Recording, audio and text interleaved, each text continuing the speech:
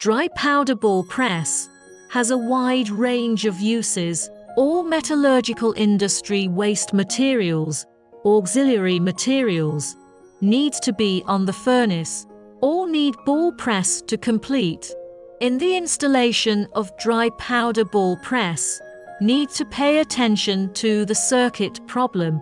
Each part of the circuit needs to be carefully set so that in the middle of the use of circuit short circuit or wrong connection cannot be normal operation, light delay work efficiency, serious accident, and carry out skill training for the staff to be very familiar with the operation process of dry powder ball press. Otherwise, when using the operation, error will cause the shutdown and crash phenomenon.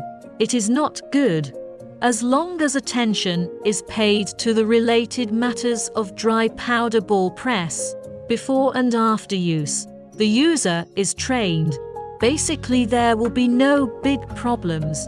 Small problems are often checked and solved at any time, which can ensure the work efficiency and stable production of dry powder ball press.